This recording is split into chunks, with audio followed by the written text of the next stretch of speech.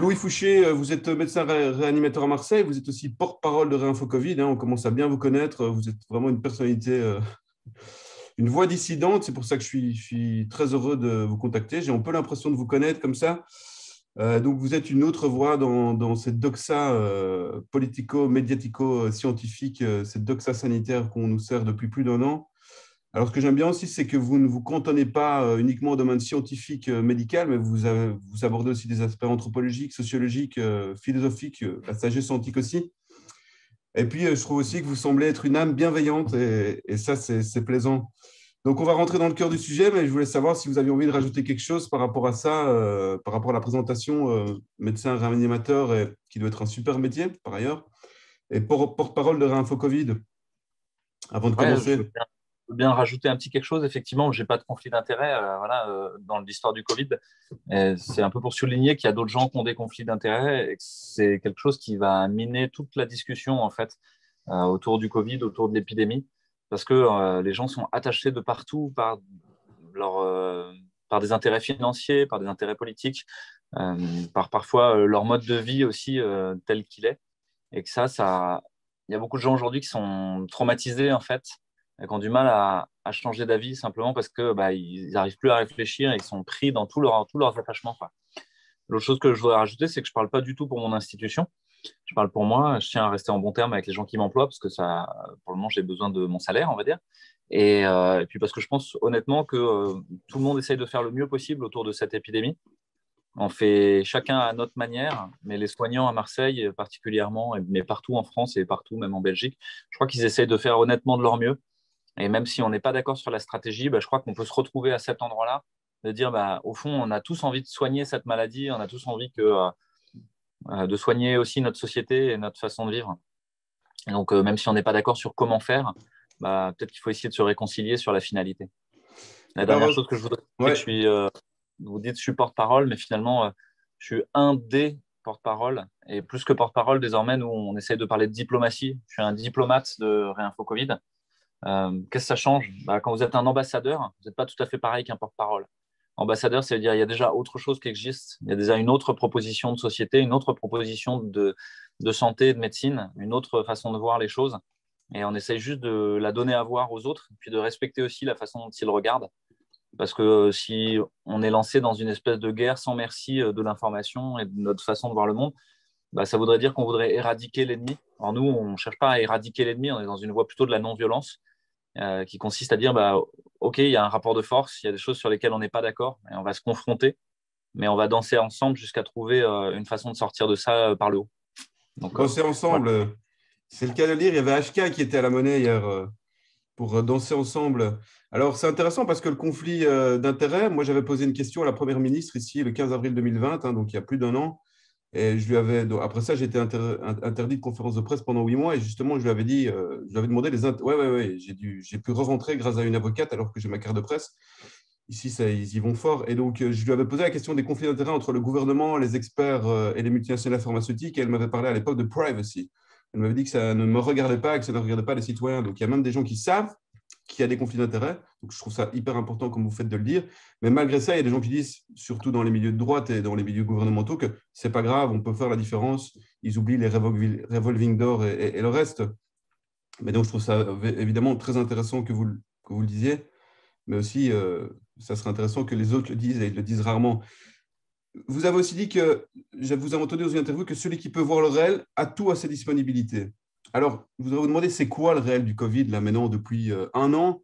Et puis aussi, comment vous, tout d'un coup, je suppose que vous aviez bien conscientisé quelle était la situation de la médecine, des hôpitaux dans un système capitaliste, mais quand vous vous êtes rendu compte que c'était du simulacre, moi j'appelle ça un grand spectacle, hein, pour citer Guy Debord, mais c'est vraiment du spectacle, ce qu'ils nous font depuis plus d'un an maintenant. Voilà, quand vous êtes-vous rendu compte de ça et c'est quoi le réel du Covid, en fait? Au début et puis maintenant, parce que Ouais, ça je pense que c'est change. important. Ouais, ça change tout le temps et puis on essaie de rester attentif parce que on peut vite être réemmené dans un mouvement d'émotion. C'est intéressant qu'on se repenche sur Guy Debord et la société du spectacle, effectivement. Là, depuis quelques jours, on voit fleurir finalement l'Inde et la gravité en Inde. Et comment savoir si c'est réel en fait? Comment savoir ce qui se passe vraiment? De l'autre côté, on a un ministre de la Santé indien qui dit non, en fait, ça va, c'est les médias qui surjouent à mort. On a des images juxtaposées sur Internet où on voit explosion de gaz à tel endroit, à New Delhi, et de l'autre côté, le Covid, mais c'est la même image et la même personne avec de l'oxygène. On dit, mais qu'est-ce qui est vrai alors? Qu'est-ce qui est faux? Et on se rend compte qu'on est dans une ère de post-vérité. C'est extrêmement difficile de savoir ce qui est vrai et ce qui est faux.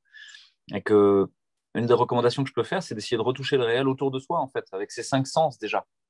De sortir dehors et de regarder qu'est-ce qui se passe, qu'est-ce qui nous met en tension, qu'est-ce qui abîme notre société aujourd'hui. Est-ce que c'est vraiment un virus ou est-ce que c'est les mesures gouvernementales, les mesures sanitaires, les atteintes aux libertés, la destruction du lien, du tissu social, la destruction du droit social et du droit du travail au motif de la pandémie, la destruction de l'activité des petits entrepreneurs ou des artistes.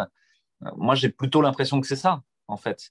Mais je pense qu'on ne va pas tous regarder la même chose. Si vous prenez quelqu'un qui est en réanimation toute la journée, qui passe ses jours et ses nuits, qui est un chef de service parisien, bah lui, il va peut-être vous dire, mais j'ai plein de malades en réanimation. Tout à fait. C'est vrai aussi, en fait. Les malades. Donc, qu'est-ce qu'on peut utiliser pour s'orienter? À quelle boussole on peut avoir? Pour beaucoup de gens, la boussole, c'est ce que leur disent les médias. Pour tous nos dirigeants, la boussole, c'est ce que disent les chiffres, les nombres, l'algorithme d'interprétation du monde, en fait, du big data. Il y a beaucoup de gens qui ont remplacé leur propre bon sens, leur propre vision du monde par celle-là, quoi, qui acceptent que finalement, c'est Twitter, YouTube, Facebook, TF1, BFM ou les chaînes belges qui vont leur dire ce qu'est la réalité. Donc, bah, nous, on essaye de revenir au sein de Réinfo Covid, de revenir à de l'information scientifique dure. Et c'est vachement difficile parce qu'il y a aussi une destruction de la science dans cette histoire. C'est que petit à petit, c'est Kamran Abbasi qui l'a dit, je l'ai dit plusieurs fois, hein, mais COVID-19, politicization, corruption and suppression of science. Il dit corruption, politisation et suppression de la science. Donc, on a beaucoup de mal à savoir quelles sont les informations pertinentes. Et donc, on peut s'écharper pendant des heures, hein, comme dans un petit théâtre de Guignol et Niafron devant les médias, savoir, mais est-ce que vraiment la courbe, elle augmente? Est-ce qu'elle descend? Est-ce qu'il y en a beaucoup? Est-ce qu'il n'y en a pas beaucoup?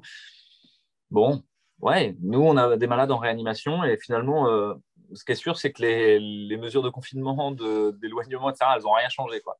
Donc aujourd'hui, on est au bord de lever les mesures en France, mais en fait, ça n'a rien changé, hein. On a toujours le même taux d'incidence. Donc voilà, et qu'on sait que ça va baisser pour des raisons probablement environnementales, climatiques, de température, d'hygrométrie, de vie de l'épidémie, mais pas du tout par les mesures qu'on aurait prises. Donc aujourd'hui, depuis 3 jours, 4 jours, en fait, ça baisse doucement à Marseille, la quantité de malades en réanimation, la quantité de malades dans les services Covid, alors que c'était resté sur un plateau plutôt haut depuis un bon moment. La mortalité, elle ne change pas en réanimation chez nous. Enfin, c'est toujours la même chose, quoi. Ouais, à peu près. Et ça dépend beaucoup de si on a recours à la ventilation mécanique invasive, un tuyau dans la gorge et une machine pour vous aider à respirer, ou si juste on a besoin de vous donner de l'oxygène à plein pot dans le nez. Les gens qui ont de l'oxygène à plein pot dans le nez, globalement, ça se passe bien. Il y en a peut-être 20% qui vont être intubés, mais tout le reste, ils vont aller bien. Et par contre, ceux qui sont intubés, là, la mortalité, la létalité est autour de 40%. Donc, c'est une maladie grave quand on est intubé. La réalité, c'est que les services sont remplis, mais parce qu'on a diminué la capacité des services, parce qu'on a diminué le nombre de lits d'hospitalisation depuis des années dans les services publics français. Et surtout, et ça c'est le point sur lequel je pourrais insister, parce que là, on va peut-être être tous d'accord, c'est-à-dire malgré toutes les divergences d'interprétation qu'on peut avoir, il n'y a pas de filière ambulatoire en ville bien mise en place. Qu'est-ce que ça veut dire? C'est-à-dire que quand quelqu'un est malade en ville, actuellement, on lui dit encore, dans une immense majorité des cas, paracétamol, bonne chance. On se revoit dans 2 semaines quand vous êtes en train de vous étouffer. Mais ça, en fait, il y a moyen de faire autrement. Et il y a des généralistes en France, des réseaux de soins. On a essayé d'aider à en mettre en place aussi avec Réinfo Covid. On a demandé à la HAS de le faire, aux ARS de le faire. Elle reste sourde, en fait, à ces appels. C'est dire, mais quelqu'un qui passe chez le généraliste, et on sait qu'il est obèse, hypertendu, diabétique, qu'il est greffé rénal ou qu'il a une immunosuppression, c'est certain que lui, il est très à risque de faire une forme grave. Donc, il ne faut pas le laisser sans rien. Alors là, on va avoir plein de discussions sur les traitements immunomodulateurs, sur les traitements antiviraux, tel point que YouTube se charge de vous censurer si jamais vous en parlez. Mais en vrai, il y a des traitements sur lesquels on est d'accord. C'est les anticoagulants, l'oxygène, et après les corticoïdes dans un deuxième temps. Ça, ces 3 traitements-là, on est tous d'accord dessus. Bah, nous, on voit encore des gens arriver qui avaient tous les facteurs de risque et qui n'ont juste rien eu. Rien. Et donc, ils arrivent directement par le SAMU en réanimation. Et ça, je veux dire, mais on peut discuter sur l'azithromycine, l'hydroxychloroquine, l'ivermectine, sur la vitamine D, la vitamine C, le zinc. On peut discuter tant que vous voulez. Mais déjà, il y a un élément pragmatique pour moi, c'est quand vous avez quelqu'un qui est à très haut risque, eh ben, vous admettez d'essayer des choses qui sont peut-être pas gravées dans le marbre de la science, mais qui peut-être permettent d'aider. C'est que dans ce cas-là, le pari pragmatique, il est, ouais, ok, je vais lui filer des trucs qui sont pas très toxiques, qui peuvent rapporter gros. Je suis pas complètement sûr de mon coup, mais c'est pas grave, ça peut rapporter gros. En tout cas, je vais pas faire du mal, très probablement, ou très peu. Si je fais attention et que je fais correctement les choses, je vais pas faire du mal. La vitamine C, la vitamine D, le zinc, vous allez faire du mal à personne. L'azithromycine, c'est pareil. C'est des médicaments qu'on connaît très bien, dont on connaît très bien les contre-indications. Pareil pour l'hydroxychloroquine ou l'ivermectine. Bah, croyez-moi ou non, aujourd'hui, il y a des pharmaciens qui refusent de délivrer à l'hôpital l'ivermectine. Ils n'ont pas le droit. Hein. C'est-à-dire que normalement, c'est ma prescription, c'est mon engagement de responsabilité. Et ils sont tellement dogmatiques, ils sont tellement devenus fous, qu'ils disent « Ah non, je ne peux pas me permettre de donner ça ». Par contre, ils délivrent du sérum de patient guéri, ils délivrent des anticorps monoclonaux, des thérapeutiques qui sont très peu évaluées, dont on ne sait pas du tout si elles sont bénéfiques. Voilà, on a quelques vagues études faites par les laboratoires eux-mêmes. Ça, ils n'ont pas de problème à le donner. Ils n'ont pas La de problème Belgique, à me laisser délivrer du NO inhalé qui, dans cette indication-là, mais c'est même pas sûr que ça sert à quelque chose, quoi. Et pourtant, il y a une toxicité importante. Et l'ivermectine, truc qui a un niveau de toxicité très très faible. Ça en a, hein, je veux dire, il y a une toxicité sur le foie potentielle, ouais, etc. mais Mais par rapport au remdesivir, ça n'a rien à voir, ça n'a rien à voir, la Belgique vient évidemment. de vendre pour des millions de remdesivir à l'Inde Ouais, c'est beau, hein, quand en on ne veut faisant pas d'un semblant de truc, les après on aider. refourgue aux pays en voie de développement. Enfin bon, tout ça pour vous dire que on pourrait mettre en place des filières de soins en ville où les gens, ils ont un traitement, où ils sont surveillés surtout, on les regarde de près par la saturation, par une infirmière qui passe à domicile une fois, deux fois, on leur fait les anticoagulants, et ça fait tout plein de gens qui ne vont pas aller à l'hôpital, qui ne vont pas faire de forme grave, qui ne vont Le pas rôle du mourir. généraliste. Le rôle du généraliste, exactement. Et là, le généraliste, c'est comme s'il n'existait plus. Bah, pour moi, c'est un scandale, en fait. Et on fait peser à l'hôpital, à un hôpital qui était déjà défaillant, tout le poids de cette épidémie. Et après, on fait peser le poids qu'on a fait peser à l'hôpital, on le fait peser sur la population. Donc là, il y a vraiment un truc de tordu. La deuxième chose que je pourrais dire, c'est OK, il y a une épidémie, mais de toute manière, ça ne justifie pas de mettre à bas toutes vos libertés, de laisser s'installer une tyrannie, un totalitarisme technosanitaire. Il n'y a rien qui justifie ça. Quand bien même, il y aurait des millions et des millions de morts. Épidémie, vous dites, hein? On n'est pas dans une pandémie. Hein? Après, on peut discuter plein de termes. Il y a des gens qui ont proposé le terme de syndémie, qui est Ouais. intéressant aussi, qui apporte une nuance un peu différente.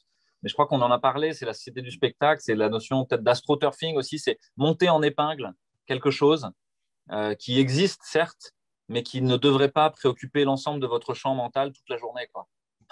C'est notre affaire de médecin, c'est notre affaire de réanimateur, c'est notre affaire de système de santé de s'occuper de ça. C'est pas l'affaire de tout un chacun dont ça doit être toutes les conversations, toute la journée tourner autour de ça.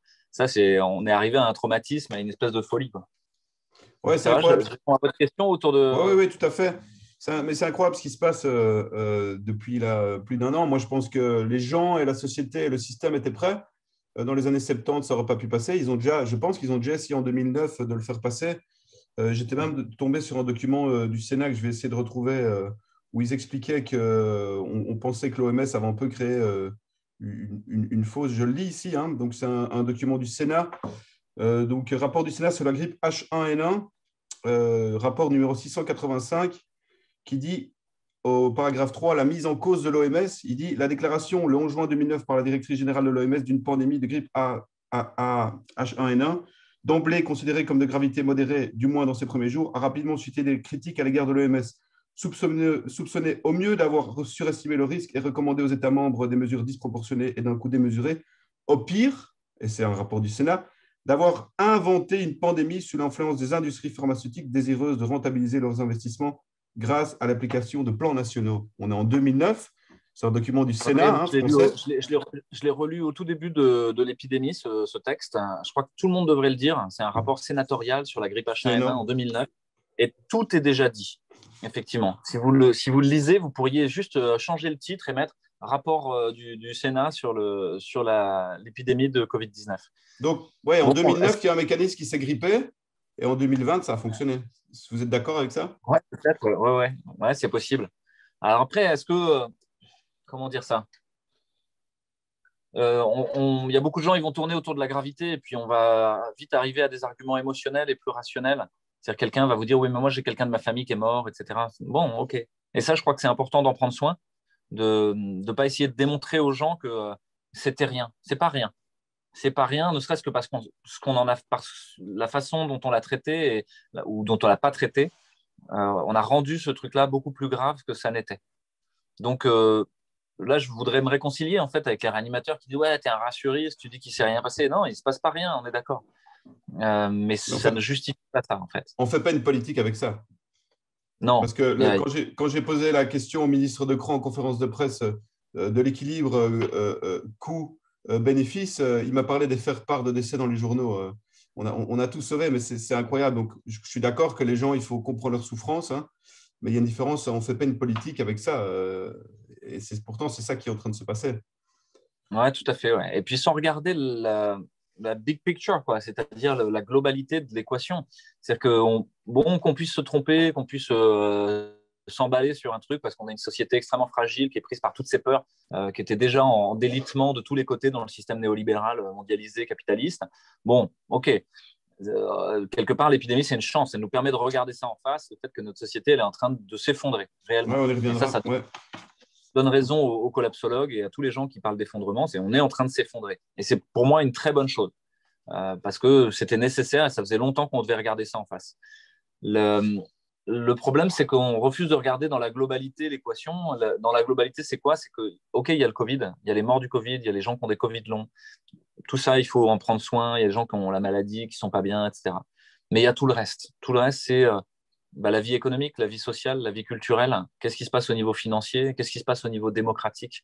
Mais quand vous faites la balance de ces deux choses-là, que vous mettez sur un plateau chacun, là, vous voyez que les effets collatéraux de la politique sanitaire, en fait, sont bien plus importants que la létalité et la morbidité de la maladie elle-même. Et ça, il y a juste un moment où on devrait le regarder en face. Donc nous, on a essayé de mettre en exergue des témoignages de souffrance, de montrer des choses qui se passent. Mais alors même qu'on a des chiffres très précis remis à jour, enfin très précis, vous savez, tous les bémols qu'il y a sur les chiffres. Hein. Mais en tout cas, on nous fait croire qu'il y a des chiffres très précis, on nous les balance à la figure tous les jours sur le Covid. Par contre, on nous donne assez peu de chiffres sur les suicides chez l'enfant, sur la dépression chez l'enfant, sur les niveaux de Catastrophique. destruction de l'apprentissage scolaire, sur chez les jeunes le décrochage scolaire et le décrochage universitaire, sur la perte d'espoir, on ne le mesure même pas en fait. Toutes ces choses-là, pourtant, elles sont là, quoi. Et c'est difficile de les regarder en face. Il y a beaucoup de gens qui préfèrent ne pas les regarder en face. Parce que quand vous êtes institutrice ou professeur et que ça fait un an que probablement vous faites du mal aux enfants, si jamais vous le regardiez en face, ça veut dire que depuis un an, vous seriez un salaud. Et donc, vous allez préférer mentir. Vous allez préférer travestir la réalité parce que c'est trop difficile à regarder. Donc, je pense qu'il y a un moment, peut-être qu'il faut pas, c'est trop tôt pour essayer de démontrer quelque chose aux gens et qu'il faut plutôt parler de qu'est-ce qui pourrait nous unir et vers quel futur désirable on voudrait aller à partir de maintenant, à partir de ça. On dit ce qui s'est passé, ok, c'en est là. On le laisse de côté. Ça viendra quand ça viendra, les procès de Nuremberg, les purges, les réconciliations. Ok, ça viendra quand ça viendra, au rythme qu'il faudra. Moi, je suis plutôt pour une voie de la non-violence et de la réconciliation. Mais c'est plutôt dire, à partir de ce point où on en est maintenant, comment on va vers quelque chose de chouette et à la fois au niveau sanitaire pour s'occuper de cette maladie. Donc là, moi, je suis très heureux que l'ARS en France, il y a 5 jours, ait enfin dit ah oui, c'est probablement une très bonne chose de surveiller la saturation par oxymétrie de pouls chez les patients C'est pas à trop risque tôt. en ville. Ouais, ça fait jamais que 9 mois qu'on le dit. Hein. Donc, bon, bah, voilà, tout vient à point à qui sait attendre. Donc, je serais très heureux quand, peut-être dans 3 semaines, ils diront c'est très important de faire des réseaux de soins avec les généralistes, les infirmières en ville et des infirmières coordinatrices pour traiter les gens correctement en ville. Et voilà. Et je serais encore plus heureux quand ils recommanderont la vitamine C, la vitamine D, le zinc. La vitamine D, vous savez qu'elle a été recommandée par l'Académie de médecine, par 5 sociétés de savantes en France, que dès le début de l'épidémie, dès mai, en fait, ils ont dit bah, on est tous carencés en vitamine D, il faut se recharger. Il y a eu des études montrant que les gens les plus carencés en vitamine D et en zinc, c'est ceux qui faisaient les formes les plus graves. D'autres études qui montraient que quand on rechargeait les gens en préventif, ça diminuait la survenue de formes graves. D'autres études chez les gens qui avaient des formes graves, quand on les rechargeait, ou enfin qui rentraient à l'hôpital, quand on les rechargeait, bah, ça diminuait la mortalité. Donc, bon, il y a un moment, quand est-ce qu'on arrête le délire et qu'on dit, bah ouais, Ouais, allez-y. surtout qu'il n'y a aucun risque Exactement, à le c'est faire. que là, pour le coup, ça coûte rien, c'est pas compliqué, il y a pas de risque. Alors, si on veut être pinaillé, il y a toujours des risques. si vous buvez l'ensemble de la fiole de vitamine D. Mais enfin, c'est juste du bon sens, quoi, hein, chaque fois que vous prenez un truc. Donc ça, c'est pas très compliqué. Puis on n'a pas du tout insisté sur le fait de prendre soin de son immunité par la joie, les rapports sociaux, la créativité, la vie professionnelle, toutes ces choses-là, l'activité sportive Le aussi. sport, ouais. Les syndicats de médecine du sport en France, l'association de médecine du sport, a recommandé ça, de continuer à faire du sport tous les jours, et y compris pendant les confinements, plus d'une demi-heure par jour. Nous, on a essayé de mettre en place, grâce à Violaine Guérin et Martine Vonner, il faut leur rendre hommage là-dessus, le sport sur ordonnance, c'est-à-dire une espèce de séquence de sport. On va essayer de mettre en place des flash mobs avec des artistes pour que les gens, à la fois, ça les fasse bouger, mais ça les fasse bouger ensemble. Et je crois qu'on a vraiment besoin de ça, qu'on a un craving pour la relation et il faut y aller parce que ça nous fait du bien. Alors, Réinfo Covid repose sur 4 piliers, hein, dont celui de… Vous parlez de réinformation, je crois, hein. Alors, j'avais envie de vous questionner par rapport au terme de contre-information, parce que je dirais, j'aime pas les termes belligérants, mais j'ai l'impression qu'on est quand même dans une guerre d'information et que la première victime de ce système un peu totalitaire, c'est la notion de vérité pour l'instant. Nous, si on a créé Kéros, donc le moment important pour le changement, Kéros, c'est parce que les médias de masse font pas leur travail de journalisme. Sinon, à la limite, on irait cultiver notre potager, on ferait d'autres choses. C'est un peu aussi une forme de lutte et qui font pas du tout qui tiennent pas du tout le rôle de quatrième pouvoir. Qu'est-ce que vous pensez de cette idée de contre-information aussi, plutôt que de réinformation? C'est des mots, mais c'est peut-être important aussi. Pour beaucoup de gens, l'idée même de réinformation ou de contre-information est connotée d'extrême droite, en France, en tout cas.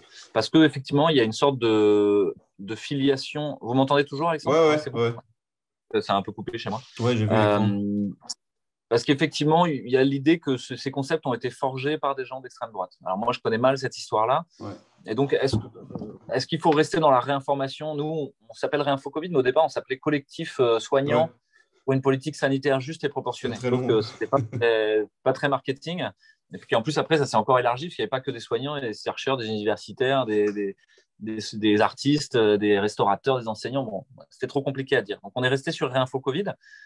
Mais aujourd'hui encore, il y a beaucoup de gens que ça clive, en fait. Réinfo, ils se disent, ah, mais ça voudrait dire que ce qu'on nous dit, c'est faux.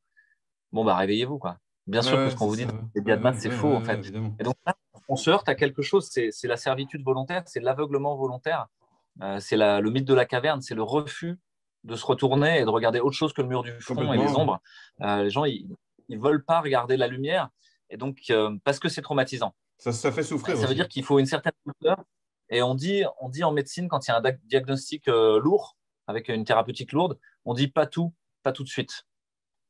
Donc, il faut y aller pas à pas, de manière stratégique, en fait. Accepter l'écologie de la personne en face. Accepter ses ressources propres. Et ça veut dire qu'il y a certaines personnes à qui vous allez pouvoir expliquer des choses sur le trucage des contrats passés avec l'Agence européenne du médicament et de la Commission européenne sur les vaccins, par exemple. Vous allez pouvoir leur parler de ça et ils vont accepter l'idée que il y a un énorme problème, quoi. Qu'on a un énorme problème de corruption systémique. On a des gens qui sont en poste à l'Agence européenne du médicament, qui étaient anciennement dans les lobbies des agences du médicament, enfin des Multinationales. industries du Ouais. médicament. Donc, on est vraiment dans ce jeu de chaises tournantes entre l'industrie et les structures administratives, qui est extrêmement nauséabond et qui rappelle tout ce qu'on sait déjà pour Monsanto et l'agroalimentaire ou des choses comme ça. Donc, on est dans le même problème de corruption systémique avec Big Pharma et avec Big Data. Mhm. Ça, vous pouvez le dire à certaines personnes, mais pour d'autres, ce sera ah non, c'est insupportable. Inaudible. Oui, je prends juste mon beau-père, il ne peut pas l'entendre. Ouais. Et pour lui, voilà, et lui dire les gouvernements sont corrompus et ne veulent pas votre bien.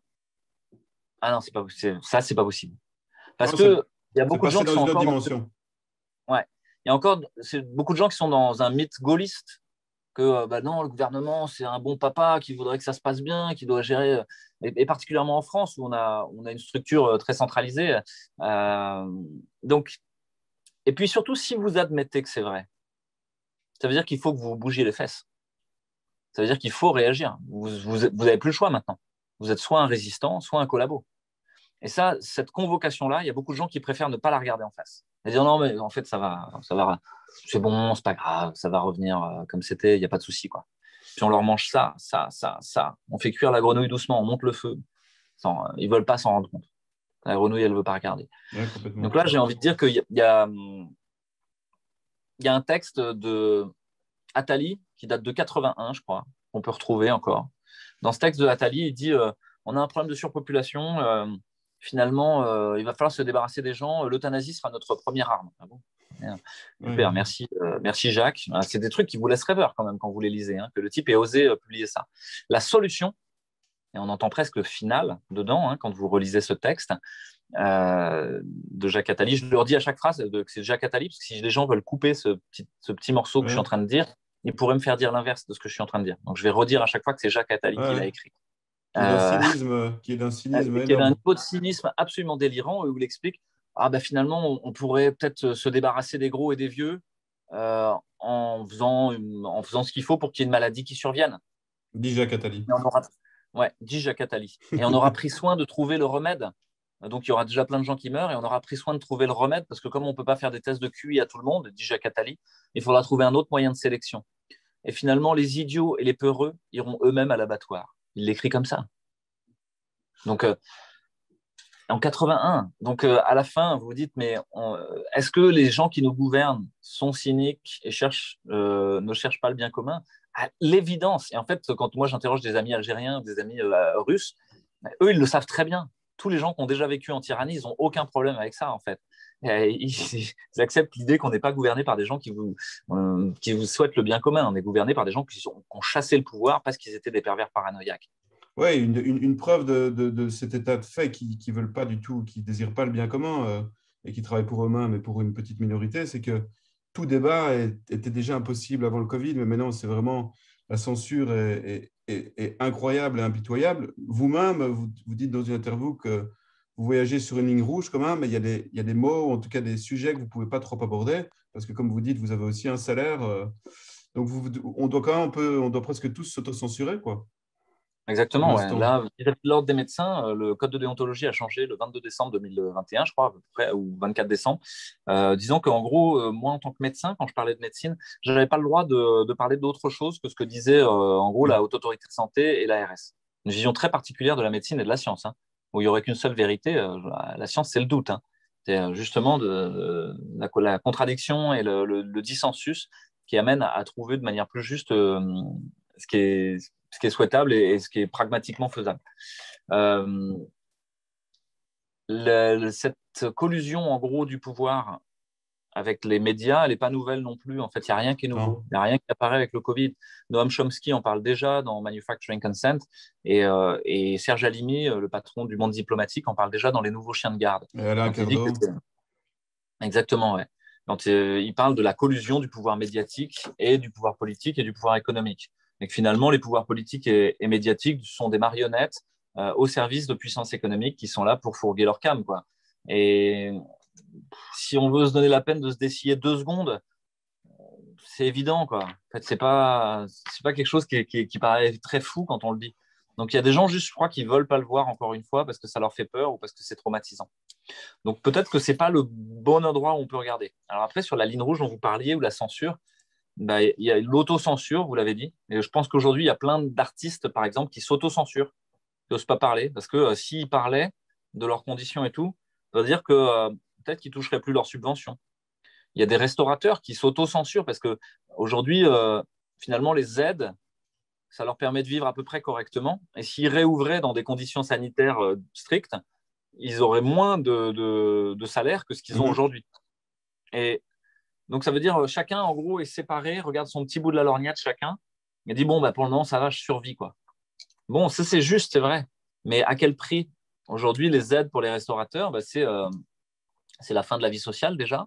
C'est aussi une dette éternelle et infinie au niveau économique qui permettra tous les asservissements. La dette, c'est l'outil de l'asservissement. Et donc, on ne veut pas regarder trop ça en face.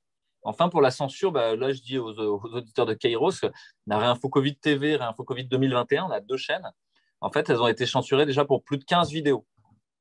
Et c'est très compliqué pour nous parce qu'à chaque fois, on a des interdictions de publication et la chaîne de sauter, elle disparaît. On a une autre façon d'être censuré qui s'appelle le shadow banning, c'est-à-dire, en gros, Réinfo Covid n'apparaîtra jamais de manière spontanée dans votre chaîne YouTube si vous ne l'avez pas déjà regardé une fois. Même s'il y a 300 000. D'ailleurs, quand on cherche votre nom ou d'autres scientifiques qui ont une voix discordante, on tombe d'abord sur des articles où ils vous traitent de rassuristes, de complotistes. Et tout ça est fait pour vous présenter d'une manière qu'on vous écoute plus, quoi. Et c'est la même chose pour nous. Ouais, tout à fait, ouais. Ou d'extrême droite, ou des choses comme ça, ce C'est qui me fait ça. bien marrer, parce que quand on me connaît un tout petit peu et qu'on sait qui je fréquente et tout ça, moi, j'ai pas besoin d'avoir une étiquette, j'ai pas besoin d'avoir un drapeau sur les épaules, si vous voulez, mais je suis intervenu à l'Université populaire de Marseille, qui n'est pas connue pour être d'extrême droite, mais plutôt au contraire communiste, marxiste. Je suis intervenu voilà, avec plein d'intellectuels autour de la monnaie, qui sont des universitaires, qui sont pas du tout voilà, qui n'ont pas d'étiquette politique de ce côté-là. Et puis après, je pense que l'idée serait de pouvoir discuter avec tout le monde, mais aujourd'hui, les médias définissent avec qui vous pouvez Mhm. discuter. Pour moi, l'idée de la discussion avec tout le monde, au contraire, elle permet d'écarter les gens des extrêmes. Dans l'idée du municipalisme libertaire, par exemple, de la Bookchin, il y a cette idée-là que si vous devez prendre en charge votre cité, vous pouvez faire un parti en disant, moi, mon étiquette, c'est ça. Ou bien vous pouvez dire, on se rassemble tous ensemble, on va se donner à nous-mêmes les règles du jeu, et puis on va essayer de voir. On a chacun des idées plutôt conservatrices, plutôt progressistes, on va dire. Et en fait, à plein d'endroits, ces deux types d'idées sont intéressants, quoi. Il nous faut un héritage d'un côté, et il nous faut ouvrir et essayer d'accepter des nouveautés de l'autre. Les deux sont vrais, en fait. Quelque chose Donc, d'inaudible, quelque chose qui est inaudible pour la gauche aussi, hein, ouais, ouais, tout à fait, le discours. exactement. Aujourd'hui, la gauche ne fait que des listes citoyennes de gauche, n'admet pas d'amener des gens de l'autre côté. Donc ça, c'est très, très compliqué. Enfin bon, c'est un autre enjeu, hein, c'est un Ouais, enjeu ouais. politique. On dirait qu'en fait, la vraie volonté du pouvoir, c'est de disloquer toute capacité de connaissance et de pensée, et que même la violence, c'est pas vraiment le but ultime du pouvoir. Ils l'utilisent pour... parce que des gens qui se réunissent comme hier au Bois de la Cambre à 1000, 2000, 3000, qui n'ont pas vraiment encore un discours politique, c'est le risque qu'on puisse commencer à se mettre ensemble, justement, et commencer à penser. Et donc, il faut utiliser cette violence pour empêcher les gens de penser. On préfère qu'ils soient devant Netflix avec un hamburger qu'ils ont commandé au McDo. Donc, voilà, j'ai l'impression que là, on est vraiment à un moment ultime où on ne veut pas que les gens connaissent. Mais en même temps, ça a un effet inverse parce que les gens essayent, ils se détournent énormément des médias de masse, j'ai l'impression. Beaucoup, pas tous, mais il y en a quand même qui se rendent compte de plus en plus, en tout cas, j'espère, ils font un peu d'espoir, que voilà, Rien fait Covid, Kéros et d'autres médias alternatifs, ben, c'est là qu'il faut aller, quoi. Ouais, c'est là. Et puis, il y a... j'ai tenu un discours public où j'ai dit que pour moi, la manifestation dans la rue, c'était pas une fin en soi, et c'était même peut-être pas un très bon moyen pour changer les choses. J'ai dit ça parce que j'ai été critiqué là-dessus. Et j'ai dit ça parce que l'expérience des Gilets jaunes montre que même avec une très très forte puissance populaire, ils se sont heurtés à un mur, ils se sont fait arracher la main, crever les yeux, battre en brèche dans les médias, enfin vraiment traîner dans la boue. Et à la fin, ils n'ont pas réussi Mhm. à transformer le pouvoir. Alors même qu'ils avaient tout ce qu'il faut pour le faire. Même cette volonté de ne pas avoir un chef tutélaire, etc., tout était très juste en fait pour moi dans ce mouvement populaire-là. Euh, Ça veut dire quoi? C'est-à-dire que normalement, les circonstances et la réalité doivent être vos petits maîtres. Elles doivent vous amener à changer. C'est pas vous qui allez imposer au réel quelque chose. C'est le réel qui va vous faire vous transformer. Ça veut dire quoi? Ça veut dire que il faut contourner le mur. Il faut contourner ce dans quoi vous allez buter. Et aujourd'hui, tout ce qu'on voit, c'est que si vous êtes seul, vous n'allez rien pouvoir faire. Mhm. Vous allez vous faire écrabouiller au talon par le pouvoir. Et c'est la première chose que j'ai faite, moi, c'est de crier à l'aide, en fait. C'est-à-dire, aidez-moi. Et c'est comme ça qu'on a créé Réinfo Covid. C'est à partir d'un besoin d'entraide mutuelle. Et aujourd'hui, les gens peuvent faire beaucoup de choses. Souvent, il y a des gens qui nous écrivent, mais qu'est-ce que je peux faire? Qu'est-ce que je peux faire? Qu'est-ce que je peux faire? C'est déjà un En aveu fait, vous pouvez faire... d'impuissance. Ouais, ouais. Mais en vrai, vous pouvez faire énormément de choses. Et là, je m'adresse aux internautes. Juste en créant votre chaîne YouTube, en re-uploadant la vidéo, en mettant des likes, en créant 3 comptes Gmail et en regardant juste 3 fois chacun la vidéo, avec à chaque fois l'adresse Gmail différente, bah, vous allez faire 3 vues au lieu d'une et vous allez faire monter en nombre de vues la vidéo de Kiros qui va passer de 200 000 vues à 600 000 vues, puis à 800 000. Et en fait, la puissance du nombre, la puissance de cette espèce de mining, de view et va tout changer, quoi. Vous Ça pouvez va écrire toucher. aux responsables de YouTube. Si vous êtes 50 000 par jour à écrire aux responsables de YouTube en envoyant les vidéos censurées en disant mais pourquoi? Et 50 000 fois par jour, le responsable de YouTube il reçoit Mhm. la même vidéo en lui disant mais pourquoi? Qu'est-ce qui passe dans ta tête? Et ça, vous pouvez le faire en fait. Vous avez besoin de personne pour le faire. Ouais, Et il porter se trouve plainte. que Ouais, plainte porter contre l'État plainte. aussi, contre l'État, je voulais dire, parce que c'est l'État ah, ça va revenir, c'est l'État qui accepte que, c'est là, c'est l'État qui accepte que YouTube ne respecte pas la liberté d'expression et le droit des journalistes. Et donc, en portant plainte, nous, par exemple, il y a une avocate qui porte plainte contre l'État à ce niveau-là, parce que la vidéo de Christophe de Brouwer, qui est un ancien président de santé publique à l'Université libre de Bruxelles ici et qui étudie les chiffres depuis plus d'1 an, elle était à panne depuis un jour sur Kéros, elle avait 27 000, 30 000 vues. Hop, ils l'ont enlevé. Mais pas de bol, sa fille est avocate, donc elle va. On va essayer. Hein, on ne sait pas si ça fonctionnera, mais c'est vrai que la censure est énorme. Je voulais venir aussi sur l'idée de non-violence, parce que, en fait, je suis assez d'accord avec, mais l'État fait tout pour qu'on réagisse violemment. Rien qu'hier, par exemple, il y avait des milliers de personnes qui étaient pacifistes, qui l'avaient dit. Elle avait dit qu'elle ne ferait rien, mais il y avait un petit groupe de 40 antifa, très violents. Et la police, j'ai des contacts à la police, ils m'ont dit on n'a rien fait pour les arrêter, on a même attendu qu'ils lancent des bouteilles et des trucs pour charger tout le monde, en fait, et mettre tout le monde dans le même tas. La question que je me pose, c'est jusqu'à quand on va demeurer pacifiste, hein, parce que même Gandhi, Martin Luther King ou Mandela, on les a toujours présentés comme des grands pacifistes, mais ils avaient dit que dans certaines circonstances, la non-violence, je dis toujours, si on est dans la jungle avec des gens qui ont des kalachnikovs, si on est avec nos cure-dents, ça ne sert à rien. Donc, ma question, c'est jusqu'à quand on pourra rester des irréductibles de la non-violence, parce que l'État devient vraiment là, rien qu'avec les gilets jaunes, comme vous avez dit, mais ils deviennent du violence extrême, quoi. Ils tabassent des jeunes de 15 ans. Hier, ils ont gazé des gens d'une manière incroyable, alors voilà, rien ne le justifiait, quoi. Ouais, c'est difficile de tenir. C'est chaque jour renouvelé, en fait, cette histoire de non-violence. Et il y a beaucoup de méprise parmi les gens qui peuvent écouter mon discours en pensant que ce pourrait être l'idée de se laisser taper dessus.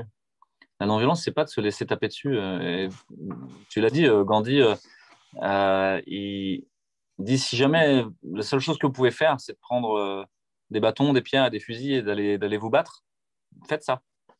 Donc, on a tous des chemins différents. Mon chemin à moi, c'est celui de la non-violence. Mais ça ne veut pas dire que tout le monde doit emprunter ce chemin-là. C'est-à-dire qu'il y a peut-être des gens, leur chemin à eux, c'est de réagir violemment, ça les touche tellement fort et ils ont tellement d'énergie à sortir. Pour moi, la voie de la non-violence, c'est de se dire que l'obstacle, encore une fois, est mon petit maître. Que si je me fais tabasser, que si des antifas, des black blocs ou ce que tu veux, viennent mettre le bazar, c'est OK, il faut que j'ai un service d'ordre au sein de la manifestation. OK, il faut que j'étudie ce que sont les antifas. OK, il faut que je traîne les antifas dans la boue médiatiquement et publiquement pour montrer ce qu'ils sont vraiment, des agents du pouvoir. D'accord.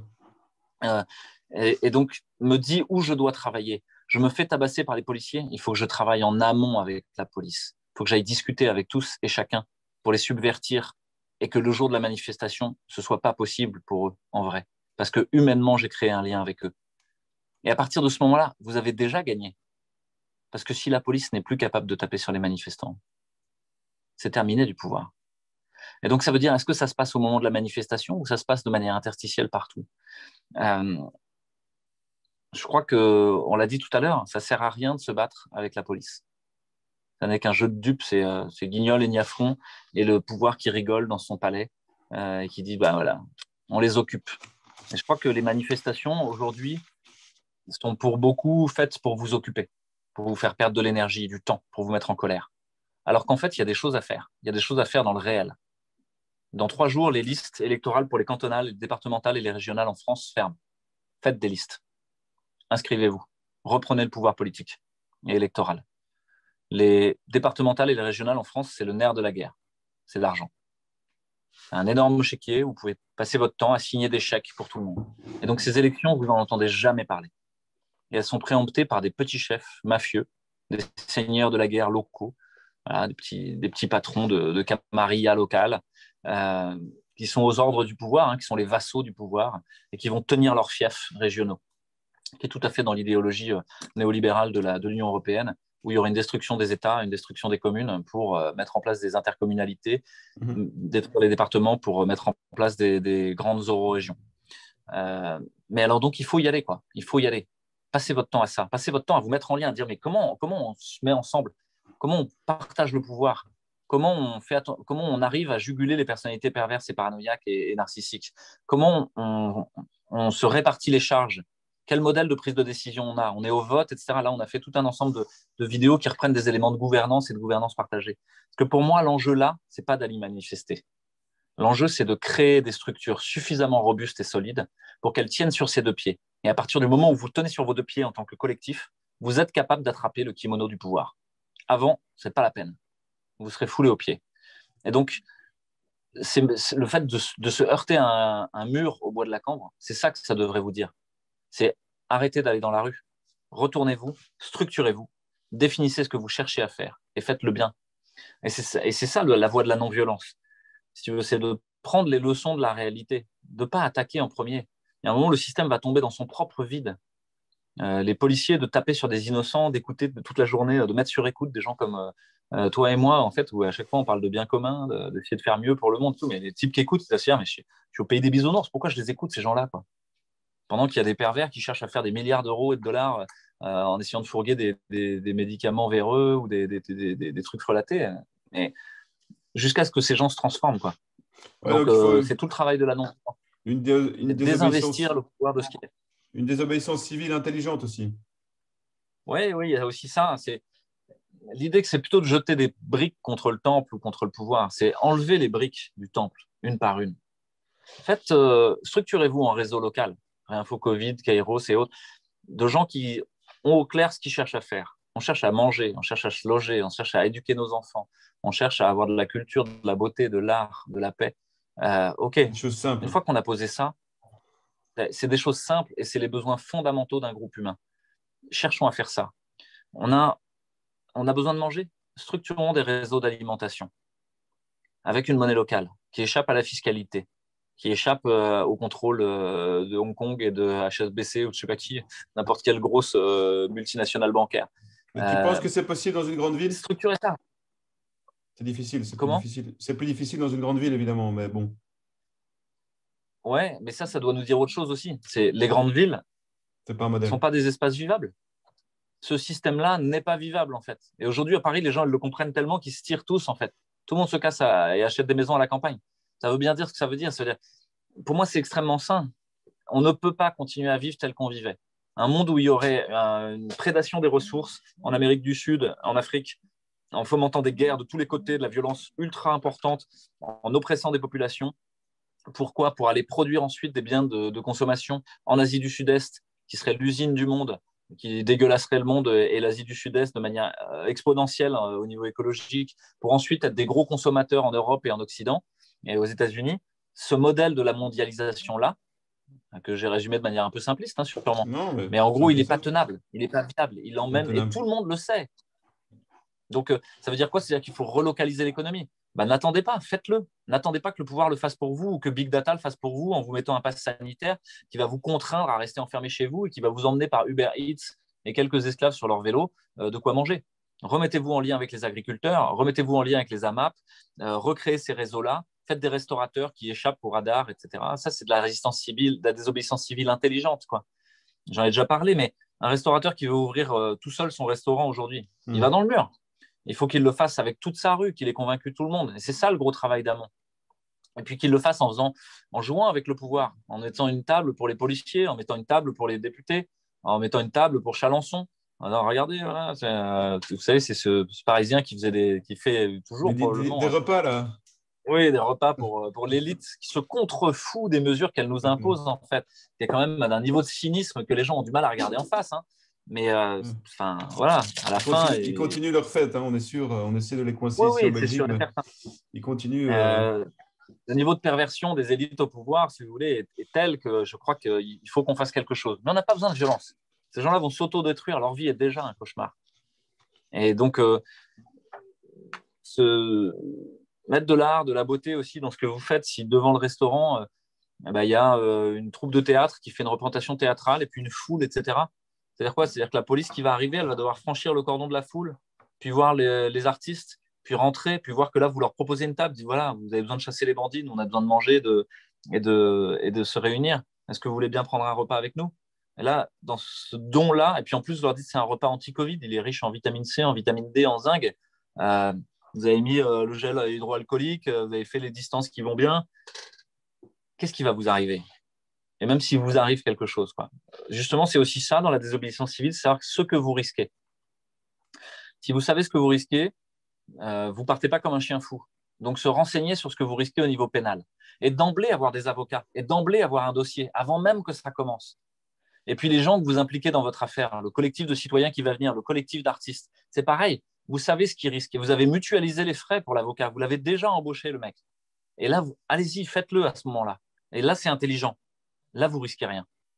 Parce que voilà, c'est la grosse différence entre la désobéissance civile individuelle, où vous allez vous faire piétiner, et la désobéissance collective qui va vous amener énormément de puissance. Au Québec, il y a des gens qui vont magasiner sans masque ensemble dans les supermarchés. Ils se donnent rendez-vous par Twitter ou je ne sais pas quoi, et ils y vont à 800 dans un centre commercial en même temps. Et ben voilà, ils vont magasiner sans On ne peut masque. rien leur faire. C'est très bien. Et il n'y a personne pour les arrêter. Et si on les arrête, ils disent OK, vous avez 800 paniers en moins. Boycott. Ça fait longtemps que ces outils-là, ils existent. Le boycott et le boycott sont extrêmement puissants dans un système qui est régi par l'argent. La seule question pour les mettre en place, c'est d'arriver à mettre en lien suffisamment de monde. Je trouve que c'est exactement ce qu'ont fait Kairos, Laissons les médecins prescrire, Réinfo Covid, Martine Vonner, Carlo Brusa, tout ça. C'est de mettre en lien une communauté de gens qui commence à être suffisamment conséquente pour faire peur au pouvoir. Ils ont peur. Et donc, et qui avait déjà été qui était déjà préexistante avec les Gilets jaunes. Et donc, sur les Gilets jaunes sont venus se réagglomérer des gens qui voulaient se soigner autrement, des gens qui voulaient arrêter d'être des esclaves. Et ça veut dire qu'en fait, on est extrêmement nombreux. La question, c'est juste comment on se coordonne. Et donc là, je renvoie encore une fois, mais c'est comment on se structure. Et nous, on passe énormément de temps à Réinfo Covid à réfléchir au modèle organisationnel. Parce que pour que ce ne soit pas une tyrannie, que ce ne soit pas une start-up, que ce ne soit pas une administration lourdingue, mais que ce soit quelque chose de beaucoup plus agile, de beaucoup plus subtil, qui passe son temps à évoluer et laisser les individus porter des projets tout en ayant un nous qui protège ces projets et que le projet soit au service du nous. Ouais, la stratégie est très importante, hein. Elle est peut-être un peu laissée pour compte, mais il faudrait beaucoup plus y penser. J'y pensais justement hier. Alors, pour dire à quel point ils ont peur, j'ai un bon exemple, c'est l'édito de Béatrice Delvaux, l'éditorialiste en chef d'un quotidien belge qui s'appelle Le Soir, qui disait, Béatrice Delvaux, c'est l'éditorialiste en chef d'un quotidien le plus vendu en Belgique qui s'appelle Le Soir.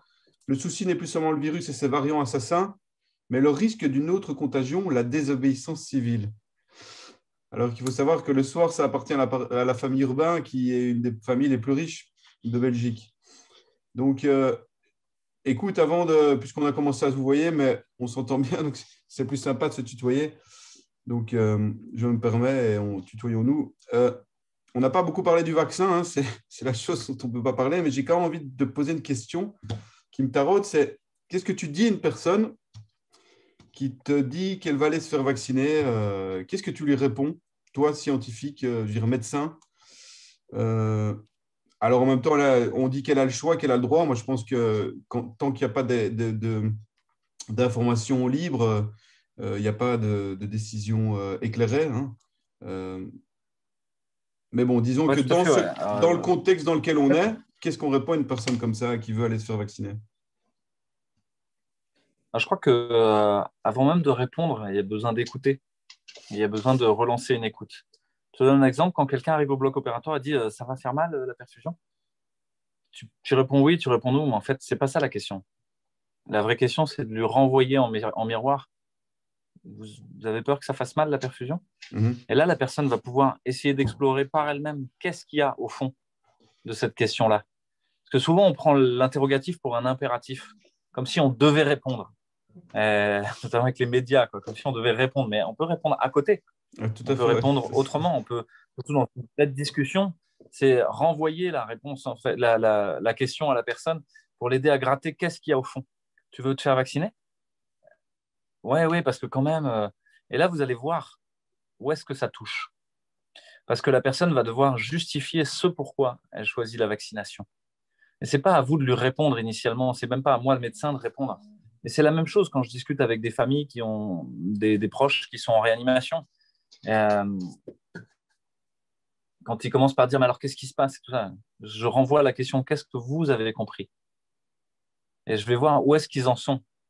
Où est-ce qu'ils en sont de leur cheminement intérieur, où est-ce qu'ils en sont de la compréhension technique de ce qui est en train de se passer, de la compréhension émotionnelle, de la vie familiale. Et donc, mon idée, c'est que quand quelqu'un me dit « Ah, tiens, je vais aller me faire vacciner » ou bien « Qu'est-ce que tu en penses de la vaccination ?»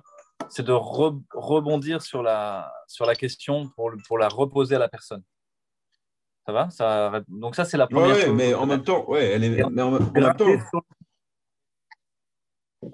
ils sont et pris là, on va dans. avoir plusieurs Il y profils a, en il y fait a- de il y a- soi. il y a une véritable propagande là pour l'instant.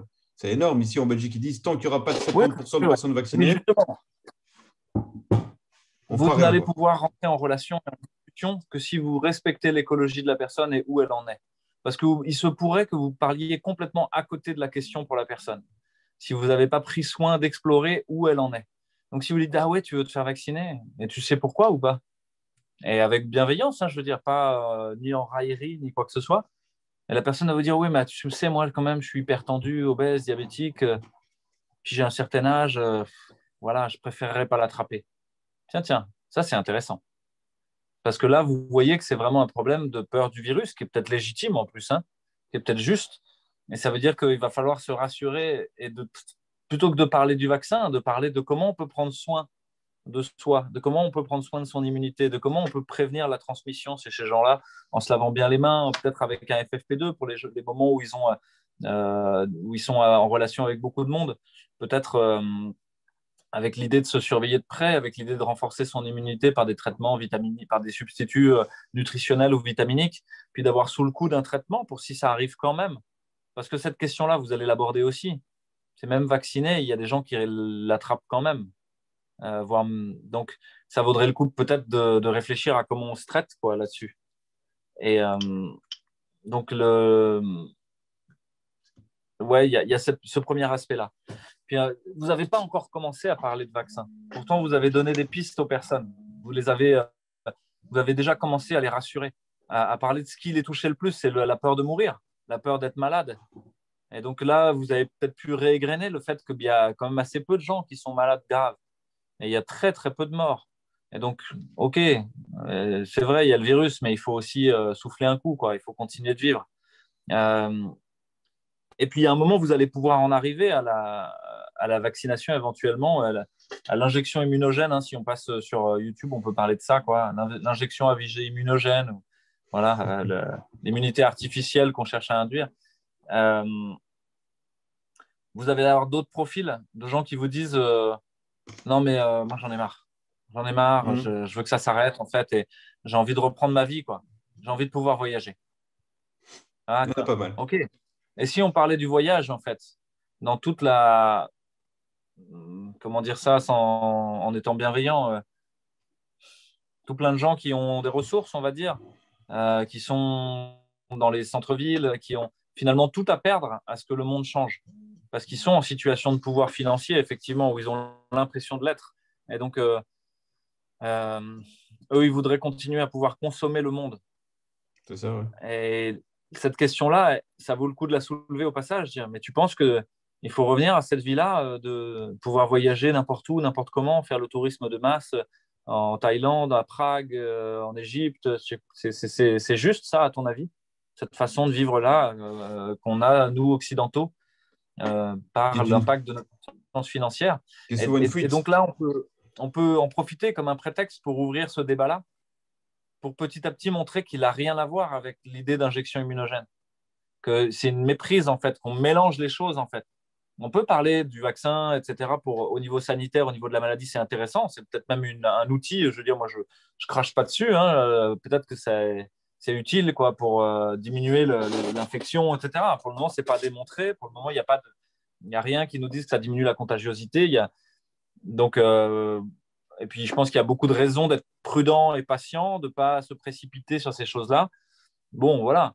Euh, mais ça, c'est une problématique médicale, on va dire. C'est une problématique sanitaire. Ce n'est pas une problématique des droits et des libertés et du contrat social qu'on a ensemble. Et je crois que ça permet chez ces gens-là de dire, mais on n'est pas en train de confondre quelque chose là.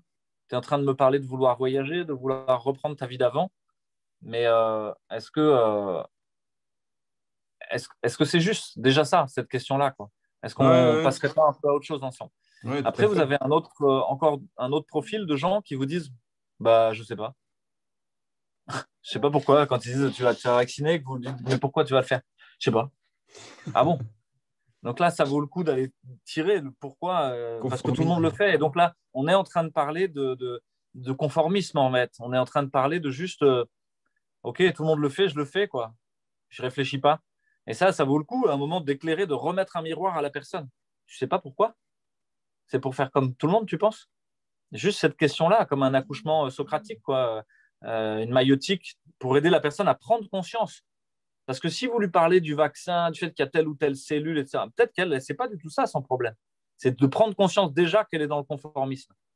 Et donc, tu vois, je n'ai pas une réponse univoque à ta question parce qu'en fait, Non, ça non, non, dépend non. beaucoup de la personne que je vais rencontrer. Je crois que c'est vraiment ça que je voudrais dire. C'est plutôt que d'avoir un argumentaire tout prêt à déballer, etc. C'est prenez chacun là où il en est et avec respect pour son écologie. Si c'est quelqu'un qui est dogmatique, pro-vaccin, pour qui le vaccin, c'est une religion, faites-le réfléchir à côté. Faites-le réfléchir à la liberté. Faites-le réfléchir à la façon dont on vit, etc. Enfin, il y a des gens qui le font. Quand tu leur demandes, ils te disent, et j'en ai plein parmi les soignants dans l'hôpital, hein, qui même m'écrivent, me soignent, viennent me voir, et me disent, non, mais c'est parce qu'on va nous obliger. Ah bon, Ils mais pour le moment, anticipent. tu n'es pas obligé. Ouais, pour le moment, tu n'es pas obligé. Donc, il y a une espèce de soumission à l'autorité, de servitude volontaire à ce moment-là, et de peur de l'autorité. Et donc, j'ai des soignants, et ce dont je me rends compte, c'est qu'ils sont très nombreux, et qui ne se sont jamais mis en lien. Ils n'ont jamais dit, mais en fait, on va y aller. Pourquoi? Parce que le syndicat qui est censé les représenter, en fait, il est pro-vaccinal aussi. Et il est Ouais. pro-restriction de liberté. Ça veut dire quoi? Ça veut dire que c'est encore une fois un petit maître, la réalité. C'est que les structures syndicales aujourd'hui ne sont plus les représentants des travailleurs et ne servent plus à rien dans le dialogue social. Mais bon, ça, c'est une vraie question de fond et ça veut dire qu'il faut qu'on recompose quelque chose. Ensuite, Et-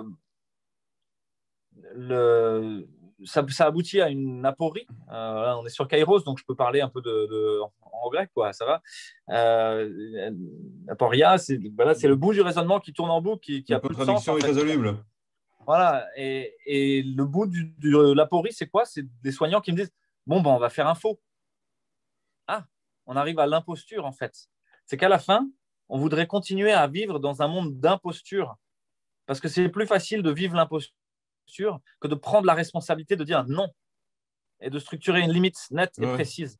Et là, on en revient à la non-violence. La non-violence, c'est la capacité à structurer la limite. Tu ne vas pas plus loin que ça. C'est tout. Et il y a tout un art de l'esquive, il y a tout un art de récupérer la force de l'adversaire comme une sorte d'aïkido, de dire tu ne vas pas plus loin que ça, en fait. Et là, il faut convoquer à la fois la discussion individuelle, la discussion juridique, c'est-à-dire quels sont les droits, et de travailler sur les droits et de s'en servir. On a la chance d'être en France, la chance d'être en Belgique, la chance d'être dans des pays qui quand même ont un corpus juridique qui tient la route, quoi, qui n'est pas complètement laminé par une petite famille de juntes militaires qui a décidé de prendre le pouvoir et dire, bon, bah, maintenant, hein, je m'en contrefous, si tu n'es pas d'accord, tu vas en tôle ou au goulag. Donc on a cette chance-là, quoi, et cet héritage-là. Et là encore, je crois il faut l'utiliser, en fait. Ça répond un peu à ta question. Ouais, Donc, ouais, je tout suis à un peu à fait. côté de la question Non, non, vaccinale, non, là. Mais si j'avais une, question, une sous-question supplémentaire que je me pose. J'ai un peu la réponse, mais j'aimerais bien que tu le dises. Est-ce que tu penses que si le vaccin, la vaccination ne rapportait pas autant à des multinationales, elle aurait été choisie comme solution ultime, je veux dire solution, même pas ultime, première solution plutôt. Ouais, mais déjà, en fait, c'est une idée fausse de penser qu'il y a une solution à un problème. C'est une logique ingénieure tellement 20e siècle ou 19e siècle. La réalité, c'est qu'à une situation inextricable et complexe, bah, il y a plein d'éléments qui peuvent aider, d'autres qui peuvent amener à encore plus de bordel et de problèmes. Et que penser qu'on va avoir une baguette magique, c'est une expression qu'on a eue en même temps, It's the out. Moi, j'en revendique la primeur en termes de temporalité, mais il le redit souvent maintenant. Il n'y a pas de baguette magique dans cette épidémie. Il y a juste à la prendre de manière pragmatique et prendre tous les éléments, comme je t'ai dit tout à l'heure, le parcours patient, les traitements précoces, le renforcement de l'immunité, le renforcement la stabilisation des maladies chroniques des gens, de leur hypertension, de leur diabète, etc., la prise en charge de ça, le renforcement des structures hospitalières et de comment on soigne les gens dans l'hôpital, l'intelligence d'avoir une certaine plasticité, une certaine souplesse dans les structures de réanimation. Comme je vous l'ai dit, à 50% des gens, en fait, ils n'ont pas besoin d'être intubés, ventilés.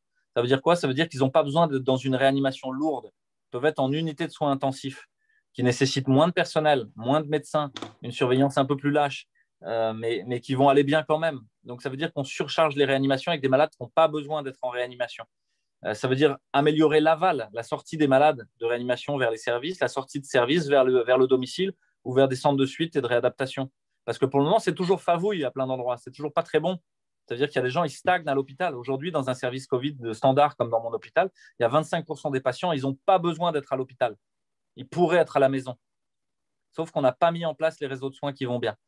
Donc là-dedans, effectivement, l'injection immunogène comme baguette magique qui résoudrait tous les problèmes, ça procède d'une pensée magique, en fait, d'une pensée qui voudrait se débarrasser du problème. Mais Stéphane ouais. Pardon, Stéphane Bonsu. Ah, vas-y, excuse-moi. Vous ne pouvez pas vous débarrasser d'un problème.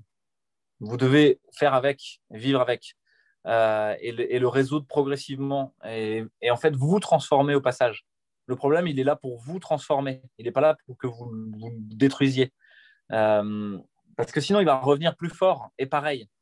C'est-à-dire que là, tu veux mettre une injection immunogène pour éradiquer un virus. C'est une vision complètement simpliste du vivant. Hein. Encore une fois, c'est le XXe siècle, quoi, ou le XIXe siècle même. Le XXIe siècle, c'est l'idée que, en fait, on vit environné d'agents infectieux dans lequel on est en interaction entre vivants, avec une certaine diplomatie, qu'on laisse rentrer en nous, d'autres qu'on laisse à l'extérieur, d'autres qu'on laisse plus ou moins poreux. Et en fait, ça passe son temps à se négocier, à évoluer. Si tu veux détruire un ennemi, il y en aura un autre qui reviendra. Parce que la niche écologique, elle sera toujours là. Il y aura toujours des gens obèses, hypertendus, diabétiques, fragiles, des gens immunodéprimés. Et donc, ce ne sera pas le coronavirus du SARS-CoV-2, mais ce sera, je sais pas, la grippe de l'année prochaine. Ce sera le SARS-CoV-3, ce sera le SPARS, comme dans l'université Johns Hopkins. OK, donc c'est une illusion, en fait, l'éradication. C'est une vision complètement con, en fait, de la relation du vivant. C'est une idée de la guerre, en fait. Moi, je vous amène à une idée du combat. Le combat, c'est quoi? C'est pas l'éradication de l'ennemi, c'est danser avec l'ennemi et se transformer l'un l'autre au passage, jusqu'à la fin, faire la troisième mi-temps et boire un coup ensemble, boire un coup avec le SARS-CoV-2. Parce qu'actuellement, l'immense majorité des gens, ils boivent un coup avec le SARS-CoV-2 et ça se passe bien, en fait. Et ils n'ont pas de maladie grave. Donc, travaillons là-dessus, quoi, sur des dynamiques positives de transformation, pas des idées négatives d'éradication. Donc, ça veut dire quoi? Ça veut dire que l'idée même d'un vaccin qui permettrait de l'éradiquer, elle est débile. Et la réalité pratique, en plus, elle est contre-productive. C'est-à-dire qu'on a fait un vaccin contre Spike de l'année dernière. Qu'est-ce qu'on voit? Qu'en fait, il est moins actif sur les variants, qu'il n'est pas actif sur certains variants comme le sud-africain, qu'il va être probablement pas du tout actif sur encore d'autres variants. Et donc, en fait, on va laisser émerger un autre variant sur lequel ça ne marchera pas. Et quoi? On va se vacciner tous les 2 mois ou tous les 3 mois. En fait, on comprend que ça y est, l'humain est devenu une vache à lait de l'industrie vaccinale. Et que ça ne changera rien, en fait. Ouais. Donc, voilà. C'est ça que je voulais dire. La baguette magique, elle arrange certains. Par exemple, Stéphane Bancel, patron de Moderna, qui est devenu milliardaire en quelques mois. Donc, je me dis aussi que peut-être que s'il n'y avait pas d'argent derrière tout ça, il y aurait eu des débats, il y aurait eu des discussions et le pognon régit le monde quand même, quoi. Et la question vaccinale, elle est imbibée dans cette question monétaire, hein. Dire, Ouais, elle est complètement liée à la question financière. Et je crois que ça aussi, c'est un des problèmes qu'on doit regarder en face. C'est quand est-ce qu'on fait du soin qui arrive et comment on fait pour faire du soin qui échappe à la mainmise de l'industrie pharmaceutique ou à l'industrie de la data. Parce qu'aujourd'hui, l'industrie de la data est tout aussi prépondérante en fait dans le système de santé. C'est elle qui décide ce qu'on fait, ce qu'on ne fait pas. Vous avez vu qu'à la fin, c'est la fondation Bill et Melinda Gates qui décide si vous vous vaccinez ou si vous ne vaccinez pas. Ça ne va pas, en fait, parce que ça veut dire qu'on a perdu la souveraineté en fait, des États dans leurs décisions et que ce n'est plus les peuples qui décident de leur destin. Ce sont quelques personnes dans la Silicon Valley ou au fin fond d'une tour dorée dans un gros fauteuil. Bon, est-ce que c'est le futur qu'on veut ensemble? Moi, en tout cas, ce n'est pas celui-là que je veux pour mes enfants et donc je ferai tout pour qu'ils soient différents. Alors, pour terminer, Louis Fouché, je voulais te demander, par rapport à cette crise, pour terminer sur une note vraiment positive, cette crise est paradoxalement une grande opportunité parce qu'on sort un peu d'un état de léthargie où tout continuait à dire, on était vraiment à la limite dans le grand spectacle avant où tout le monde était dedans. Maintenant, c'est toujours ça, mais il y a quand même beaucoup de gens qui sortent de la scène là et qui commencent à dire, ou qui rentrent en scène plutôt. Ça va pas. J'ai bien aimé l'édito de début avril où où vous disiez toute l'équipe de Réinfo Covid, mais justement, toute l'équipe de Réinfo Covid adresse un grand merci à tous ces contradicteurs et au coronavirus. Et le Chapeau début, bas, ouais. tout d'abord, chapeau bas à tous ceux qui ont réussi à transformer le coronavirus en crise sanitaire mondiale, en pandémie globale. Merci aux médias alarmistes, merci aux politiques dictatoriaux, merci aux scientifiques corrompus ou dogmatiques. Donc, c'est un peu ironique, c'est ironique, mais moi je trouve ça fantastique parce qu'il y a un moment d'opportunité, là, le Kéros, il est là. Ouais, exactement. Ouais, ouais. On est en plein dans le Kairos. Et cet édito, je pense qu'il fera date en vrai, qu'il va devenir viral quand il aura été mis en scène par des internautes et qui montreront ce que ça veut dire. Ce que ça veut dire, c'est vraiment la voie de la non-violence. Moi, je la comprends comme ça. C'est-à-dire, encore une fois, la crise est une opportunité. Christiane Singer, elle l'écrit, elle dit, elle parle du bon usage des crises. Et elle dit il faut descendre jusqu'au fond. Il faut être noyé dans les boues et dans l'autodestruction pour arriver à remonter. Il faut descendre au fond de la piscine pour mettre le pied, pour donner un coup de talon, quoi. Donc il y a des gens, ils ont touché le fond de la piscine il y a 40 ans. Il y en a d'autres, ils l'ont touché il y a 10 ans. Il y en a d'autres, c'est au début de la crise. Il y en a d'autres, c'est maintenant. En fait, chacun à son tour va être convoqué à le faire. On peut faire semblant de ne pas l'entendre et essayer de vivre à l'intérieur, de vivre comme s'il ne se passait rien. Mais je crois que ceux-là, en fait, c'est ceux qui vont payer le plus lourd tribut. C'est-à-dire qu'eux, ouais, ils vont se noyer, en fait. Ils seront emportés dans le déferlement totalitaire, ils seront emportés dans la destruction financière de nos vies. Ils perdront toutes leurs propriétés, etc. Et à la fin, la gueule de bois va être extrêmement rude quand ils vont se réveiller enfin. Et je crois que c'est un des rôles de ceux qui ont un peu compris peut-être avant, c'est d'accueillir tous ces gens-là. De les accueillir avec bienveillance en disant, mais OK, c'est bien, en fait, maintenant, on va t'aider et on va faire le monde meilleur qu'on veut ensemble. Parce qu'on pourrait être tenté de vouloir des purges, de vouloir se venger, de vouloir dire ouais, Blachy a changé d'avis, c'est une girouette, il change d'avis comme de chemise, etc. Ou au contraire, on peut se dire non, c'est bien, en fait, c'est une preuve d'intelligence. C'est bien, chacun à son tour va le faire. Accueillons-le, quoi. Accueillons-le parce que maintenant, c'est une puissance en plus qui vient nous renforcer, quoi.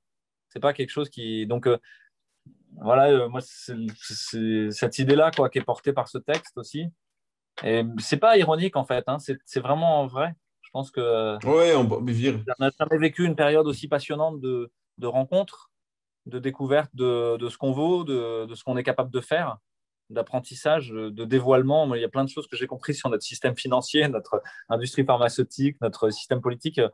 Par cette crise, en fait, je les aurais peut-être jamais compris autrement. Et j'aurais continué à vivre ma petite vie bon an, mal an. Donc, non, je crois que c'est à l'origine d'une très grande transformation. Job, il est assis sur son tas de fumier et il crie, mais pourquoi? Pourquoi moi? Pourquoi? Il dit au Seigneur, à Dieu, il dit, mais pourquoi moi, quoi? Et il doit rester sur son tas de fumier, quoi, jusqu'à ce qu'il comprenne. Donc voilà, je pense qu'il y a des gens, ils vont boire jusqu'à la lie la coupe du déferlement totalitaire. Il y en a d'autres, ils auront déjà commencé à larguer les amarres, en fait, à partir vers autre chose. Donc, nous, on est déjà en train de larguer les amarres vers autre chose, de structurer des communautés résilientes, de gens qui savent faire à manger, qui savent éco-construire, qui savent faire de la permaculture, qui élèvent les enfants autrement que pour en faire des rouages d'un système techno-consumériste, qui font démocratie autrement, qui partagent le pouvoir autrement. En fait, c'est déjà là, quoi. Il n'y a qu'à y aller. Donc, il faut juste se réveiller et puis se mettre en lien avec les bonnes personnes. Par contre, ça veut dire couper certains liens. Et ça, c'est douloureux. Ça, c'est extrêmement dur. C'est-à-dire renoncer à certaines choses. Mais tous les appels, ils sont comme ça hein, dans l'histoire biblique, dans l'histoire philosophique, dans l'histoire antique, dans les récits anciens. Tous ceux qui reçoivent l'appel, bah, à un moment, ils quittent leur vie, quoi. Siddhartha, il quitte son palais et il s'en va, quoi. Il va essayer de devenir le Bouddha. C'est vrai pour Samuel, c'est vrai pour voilà, Jérémie, pour David, pour tous les personnages finalement bah, les gens ne s'en souviennent peut-être plus, ils connaissent plus forcément les mythes, mais dans tous les mythes, il y a cette idée que bah, les héros, à un moment, ils abandonnent ce qu'ils faisaient avant pour devenir autre chose. Pour retrouver Bah, ça autre y est, ça chose. nous est offert en fait, ça nous est donné. Ça nous est donné d'être des héros. C'est Je une crois chance, que c'est une chance inédite. Espérons ouais. qu'on sera assez à la saisir. Merci Louis pour ce bon moment et pour ces beaux mots. Et ben, Ouais, j'espère moi là que. encore, je te rassure, c'est que si on n'est pas assez à la saisir, ça recommencera dans 5 ans pareil.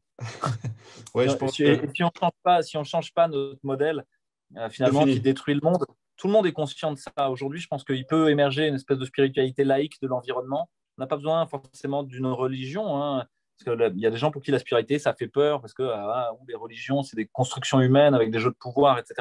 Mais en fait, toutes les constructions humaines sont des imparfaites avec des jeux de pouvoir.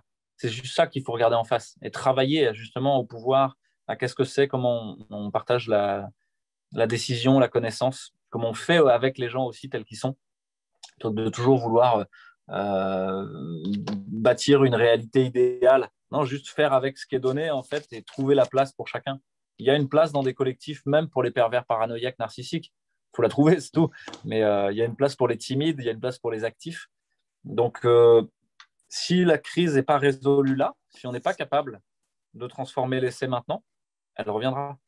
Parce que le destin est taquin et nous ramène les crises de manière incrémentale jusqu'à ce qu'on les résolve ou qu'on en meure, qui est une résolution aussi. En tout cas, ce qui est sûr, c'est qu'on ne reviendra pas au monde d'avant, et heureusement. Comme on l'avait signé dans un édito de Kéros, puisque le monde d'avant, ben, c'est ce qui a provoqué aussi cette crise de coronavirus et tous ces symptômes. Merci beaucoup, Louis Fouché. Ouais, je l'ai dit plusieurs fois, peut-être je peux le dire dans le Kéros. Je pense qu'on est face à un. Désolé, je tiens un Oui, crachoir, oui, tu voulais oui. pas. Mais on est Il y a pas face à un déferlement totalitaire. Il y a plein de gens qui ne veulent pas le voir et à qui ça fait peur. Il y a des gens qui m'écrivent même pour me dire mais je suis d'accord avec tout ce que vous dites, mais quand vous parlez de déferlement totalitaire, là, je ne peux pas entendre. Ouais, Donc, il faudrait trouver un autre mot, il faudrait trouver une autre façon de le dire. Peut-être totalitarisme, ça fait peur. Quand le pouvoir se raidit, quoi, on peut le dire comme ça, je sais pas. Un truc un peu soft, quoi. Moi, j'avais parlé de totalitarisme soft à la française. On a eu la Soft même dictature. chose. On a eu la même Ouais, chose avec Samo, ça a créé des conflits en rédaction. Mais je pense qu'à un moment donné, il faut avoir le courage des mots aussi. Et peut-être qu'il faut les adoucir dans les mots avec lesquels on les entoure, mais il doit y avoir des mots. Moi, je pense qu'on rentre vraiment dans on pourrait dire dictature soft, totalitarisme, et là, ça devient vraiment fort. Il faut que les gens l'entendent. Il faut des groupes pour pouvoir parler, des débats. ouais. Ça Et viendra. face à ce totalitarisme, il y a un fort risque de déferlement de violence, parce que ça, c'est la violence mimétique chez René Girard, en fait. Hein. Une tentative de résolution, il y a une violence en face, mais je vais être encore plus violente dans une spirale Ouais. mimétique, jusqu'à l'éradication de l'un ou de l'autre, au sacrifice d'une victime émissaire, qui normalement permettrait de recomposer le nous. Sauf que ce nous, il n'existe déjà plus, en fait. Et pour moi, ça, c'est la troisième voie, c'est celle de la non-violence, c'est reconstruire le nous à partir des décombres du réel qui est en train de s'effondrer, prendre les morceaux et faire une cohérence, créer une cohérence. Et tout est là pour qu'on crée ça. Les gens, ils le savent au fond, quand ils interrogent au fond de leur cœur, qu'est-ce qu'ils veulent. Est-ce qu'ils veulent être en sécurité tout le temps, avec des vaccins tout le temps, contre des virus qui leur font peur tout le temps? Est-ce qu'ils veulent consommer plus d'électronique, avoir toujours plus d'applications qui dirigent leurs fenêtres, leurs murs, leurs chiottes, une voiture qui conduit toute seule, un casque pour aller pisser, une assurance pour dire bonjour à leurs voisins? C'est ça qu'ils veulent en fait? Je ne crois pas, moi, en fait. Il y a quelques personnes qui veulent ça. Mais l'immense majorité des gens, je pense vraiment, et ça me rassure sur l'humanité, parce que chaque fois que j'en discute avec des gens, c'est confirmé. Ils aspirent à la paix, ils aspirent à la joie, ils aspirent à la liberté, ils aspirent à la beauté, ils aspirent à prendre soin des personnes âgées, à prendre soin des enfants. Enfin voilà, en fait, l'immense majorité de l'humanité est plutôt réconfortante, quoi.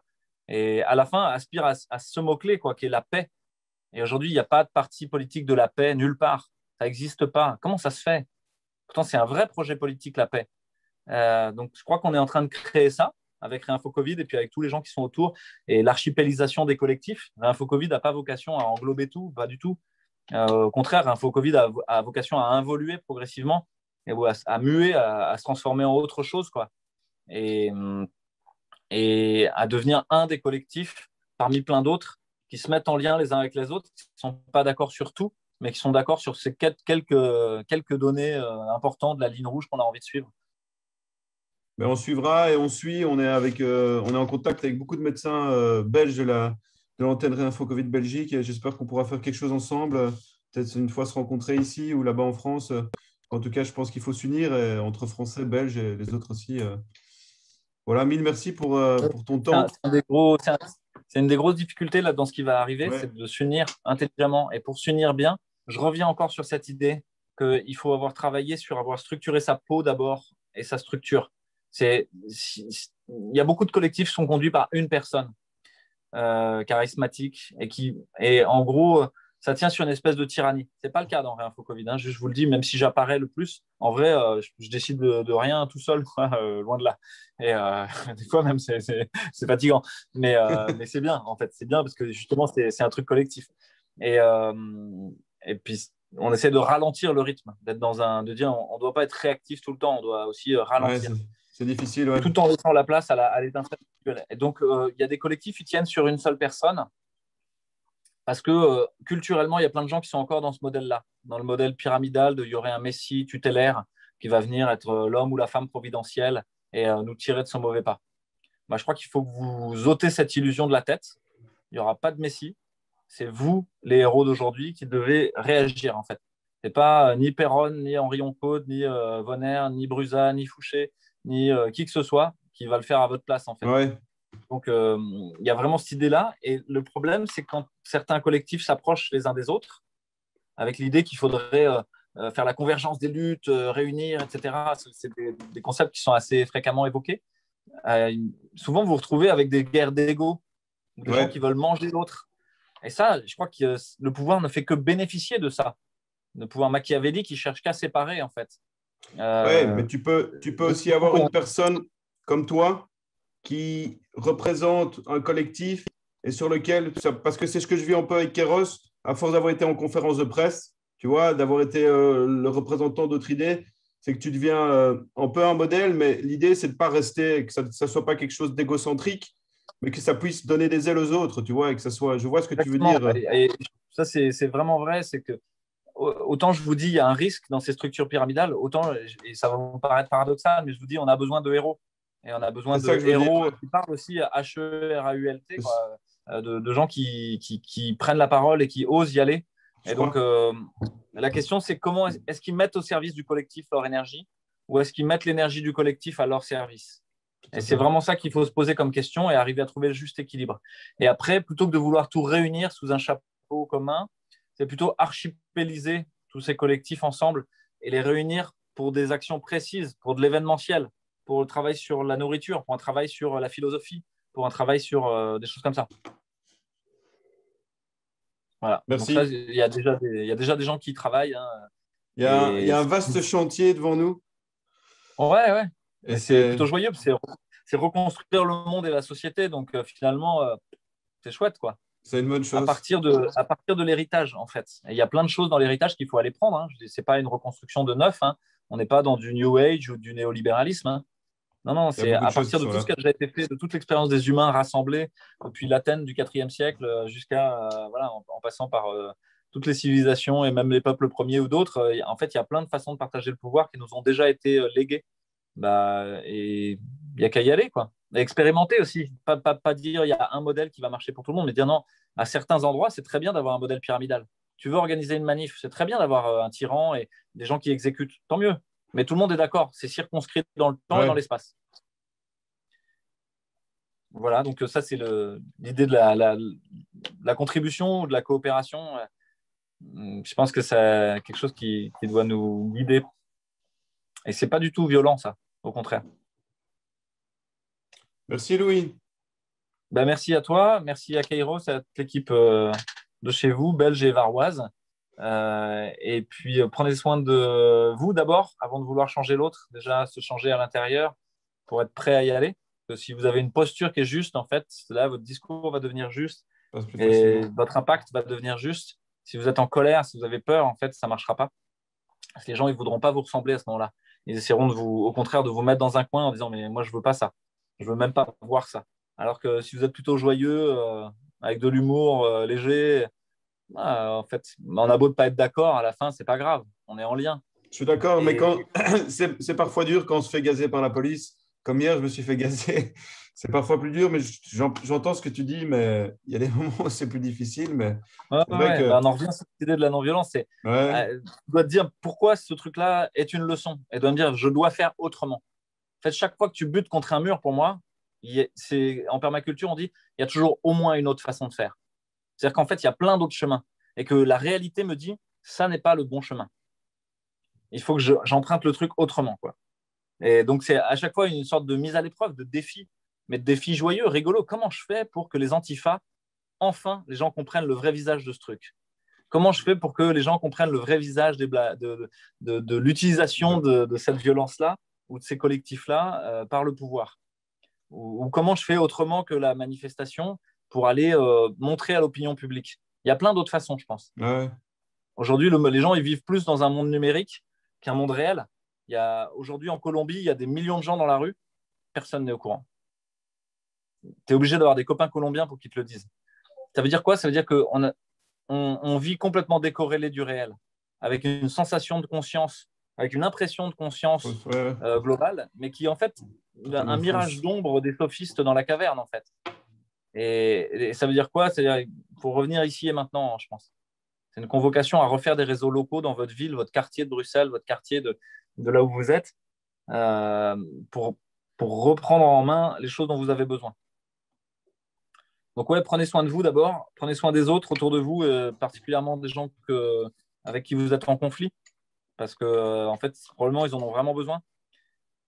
Et ça change aussi le rapport, si vous vous mettez dans un rapport de soignant, en vous disant, bah, en fait, ils sont un peu malades, quoi, quelque part. Ils Ouais, ont peur, ils sont traumatisés.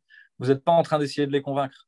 Vous êtes en train d'essayer de les aider à guérir. Même pas de les soigner, juste de les aider à guérir. Et puis, ils guériront s'ils ont bien envie, quoi. Vous aurez fait ce que vous pouvez, vous n'aurez rien à vous reprocher, quoi. Prenez soin de la nature autour de nous et du monde autour de nous, parce que cette crise, elle est en bonne partie liée à une crise environnementale de fond qui nous poursuit et qui nous pourchasse, quoi, et à notre relation même au vivant et à ce qui est vivant autour de nous et en nous.